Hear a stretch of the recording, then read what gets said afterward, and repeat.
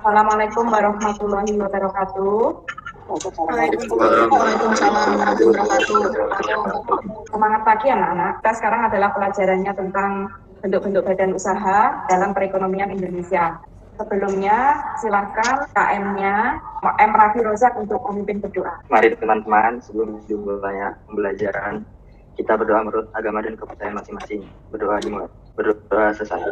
Pada masa pandemi COVID ini, kita tetap melakukan pembelajaran secara daring ya. Jangan lupa kalian untuk tetap menjaga jarak, mencuci tangan dengan air mengalir, dan memakai masker, menghindari kerumunan. Marilah kita mulai pembelajaran kita kali ini. Ibu sudah membuatkan kalian kelas ya di Google Classroom.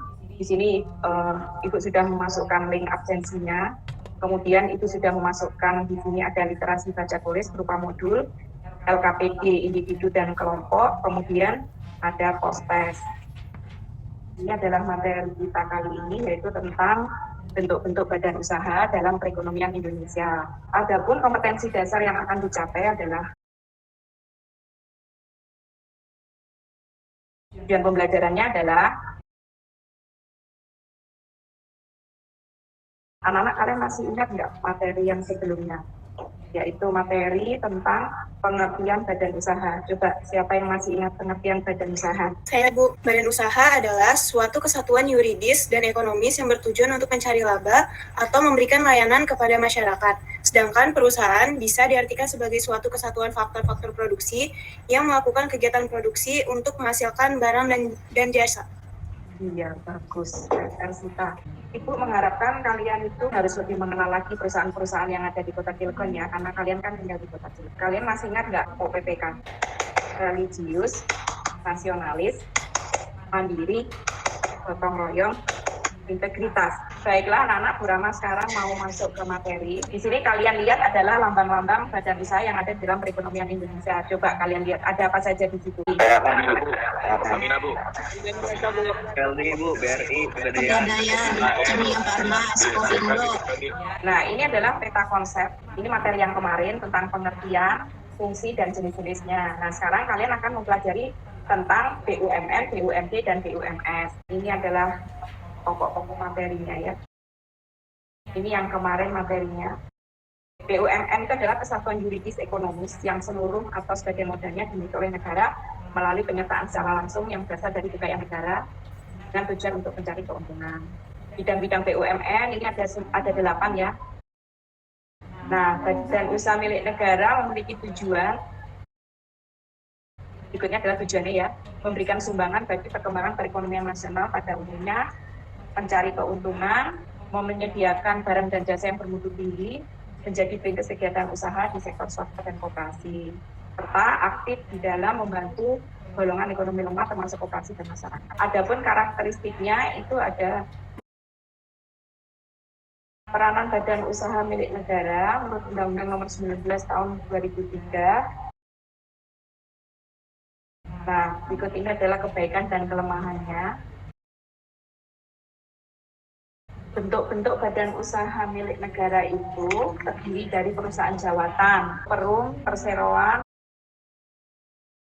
Kalau BUMD itu perusahaan yang modalnya dimiliki oleh pemerintah daerah. Adapun BUMS itu adalah badan usaha yang seluruh modalnya dimiliki oleh swasta dengan tujuan untuk mencari laba. Bagaimana karakteristik badan usaha milik swasta? Karakteristiknya itu peranan BUMS. Bentuk-bentuk BUMS itu nah, setelah bentuk-bentuk badan usaha anak-anak, sekarang kita mau mengamati apa masalah BUMN dan BUMS pada masa pandemi COVID. Anak-anak kalian kan sekarang dalam keadaan pandemi COVID ya, jadi apakah ini ada dampaknya? Coba kita lihat videonya ya. Pandemi virus corona yang belum ditemukan vaksinnya memberi dampak luas ke berbagai sektor, tidak terkecuali bagi bisnis badan usaha milik negara BUMN. Menteri BUMN Erick Thohir saat bertemu Gubernur Jawa Tengah Ganjar Pranowo di Semarang mengungkapkan dari ratusan BUMN, 90% diantaranya ikut terpukul corona. 90% BUMN yang terdampak kini berupaya melakukan stabilisasi.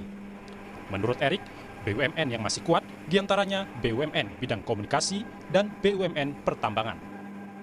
Agar bisa melewati pandemi, BUMN didorong melakukan inovasi, kolaborasi, dan sinergi.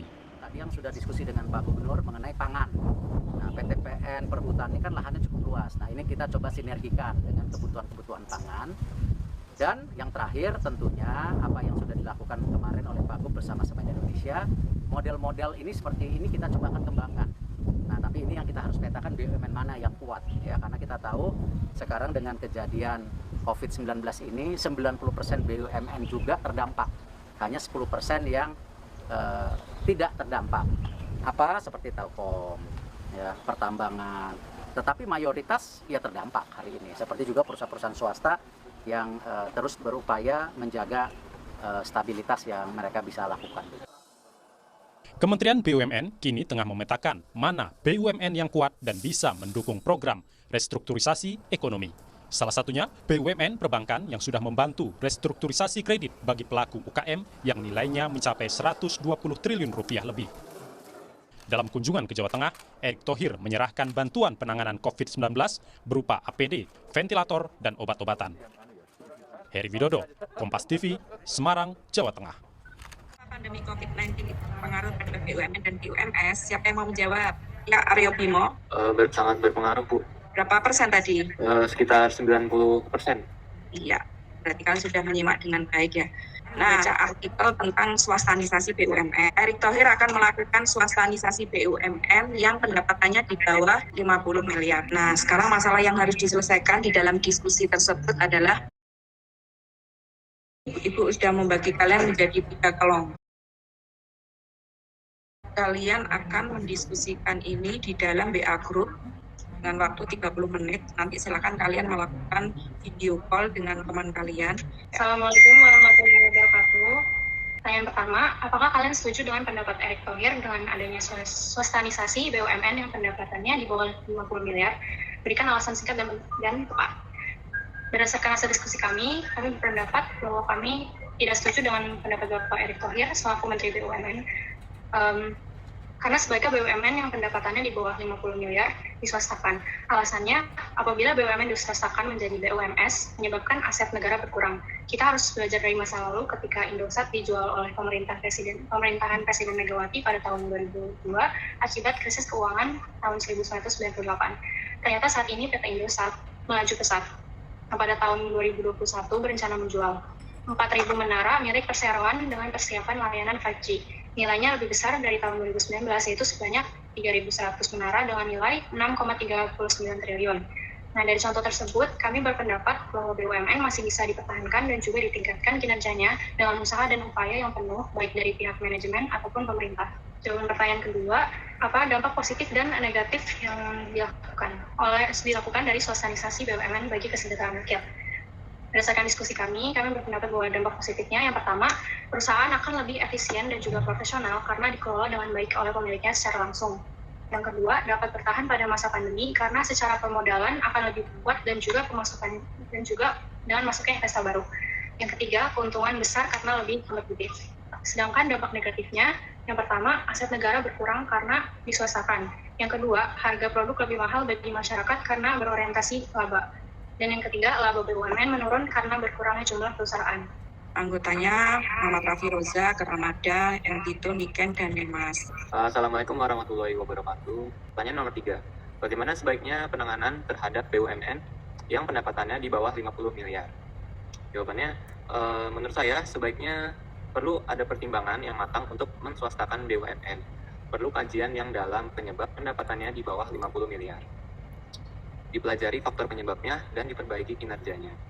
Dan pertanyaan yang nomor 4, menurut analisa kalian apa yang menjadi perbedaan antara BUMN dan BUMS? Sama ada BUMN. BUMN merupakan badan usaha yang didirikan oleh negaranya berasal dari kekayaan negara yang disisihkan. BUMN berperan sebagai penyedia barang publik, bersifat pelayanan dan pendapatan negara dalam APBN. Dan yang kedua ada BUMS. BUMS adalah badan usaha yang didirikan dan dimodali oleh seseorang atau sekelompok orang dan mempunyai tujuan utama mencari laba. BUMS berperan menyediakan barang dan jasa, membayar pajak, dan pencipta kesempatan kerja. Kelompok 1, Andrea, Ersita, Freya, Ilham, dan Lulu ya. Menurut kami, Kami setuju dengan pendapat Bapak Erick Thohir selaku Menteri BUMN. Kenapa? Sebaiknya BUMN itu diubah menjadi BUMS karena lebih efisien dan profesional, keuntungannya lebih maksimal, menciptakan kesempatan kerja dan mengurangi pengangguran. Nah, sebab itu sebaiknya BUMN yang pendapatannya di bawah 50 miliar rupiah itu diubah menjadi BUMS atau diswastakan. Jadi anak-anak, kita akan mulai mendiskusikan dari jawaban teman-teman tadi. Kelompok 1 itu setuju dengan adanya swastanisasi BUMN menjadi BUMS, sedangkan kelompok 2 dan 3 tidak setuju. Nah, sekarang kita simak video berikut ini ya. Nah, salah satu badan usaha milik negara atau BUMN yang tahan banting dan masih beroperasi sampai saat ini adalah PT Krakatau Steel yang bergerak dalam industri baja. Pada tahun 2019 lalu, diisukan memang perusahaan ini sempat jatuh dan mungkin bisa saja bangkrut, bos. Bahkan, mereka sampai-sampai melakukan restrukturisasi ulang pada struktur organisasi perusahaan dan sumber daya manusia atau SDM-nya. Upaya itu pun dilakukan demi menyelamatkan perusahaannya dari kebangkrutan. Kemudian, sampai saat ini, di tahun 2021 ternyata mereka tidak bangkrut, bos. Krakatau Steel dengan semangat baru pun tetap bertahan dan bahkan kini menunjukkan sebuah peningkatan prestasi yang bisa dibilang cukup mantap dan bukan kaleng-kaleng. Oke, dikutip dari beberapa sumber berita berikut, PT Krakatau Steel ternyata telah berhasil melakukan ekspor produk baja hot roll coil atau HRC sebesar 20.000 ton ke Eropa pada kuartal pertama tahun 2021 ini. Penetrasi ekspor baja ini pun merupakan yang kedua kalinya dalam tahun 2021 ini, bos. Setelah awal Februari lalu, mereka mengekspor ke Malaysia. Nah, angka 20.000 ton itu banyak banget loh, bos. Besaran jumlah yang bukan kaleng-kaleng. Direktur Utama Krakatau Steel, Silmi Karim pun mengatakan bahwa mayoritas produk ini digunakan untuk segmen general struktur dan pipe and tube. Beberapa negara tujuan ini adalah mulai dari Portugal, yaitu negara dengan tujuan pengiriman ekspor terbanyak ke Eropa, yakni sebesar 7.500 ton. Kemudian disusul oleh Spanyol dengan total hampir 7.000 ton dan ekspor ke Italia sebesar 6.000 ton. Bahkan selain Malaysia dan Eropa, di tahun 2021 ini Krakatau Steel juga melakukan ekspor ke Australia. Nah, tak main-main, bos. Di awal tahun 2021 ini, mulai dari Januari sampai Februari saja penjualan produk baja Krakatau Steel telah mengalami peningkatan menjadi 311.758 ton. Jumlah ini pun lebih tinggi dibandingkan volume penjualan di periode yang sama di tahun 2020 lalu, yaitu hanya sebesar 290.645 ton. Wow. Krakatau Steel kini mulai bangkit lagi, bos. Dulu mereka memang pernah sangat jatuh. Salah satu faktornya yaitu karena mereka kalah berkompetisi dengan serbuan produk baja impor dari negeri Tiongkok Cina. Banyaknya jumlah baja impor ini membuat produk PT Krakatau Steel sulit berkompetisi di pasar. Nah, kini perlahan-lahan penjualan pun kini semakin meningkat. Semoga Krakatau Steel dapat semakin maju dan berkembang lebih pesat lagi ya, bos. Jadi bagaimana menurut kalian? Jangan lupa komentar. Tetaplah kalian barbar dan jangan santuy terus demi Indonesia maju. Salam Indo Heroes. Ya, jadi anak-anak, tadi kalian sudah melihat tentang video bangkitnya PT Krakatau Steel. Nah, kira-kira menurut kalian itu dengan adanya tadi ditayangkan video itu kesimpulannya seperti apa? Saya, Bu. Ya, coba lagi.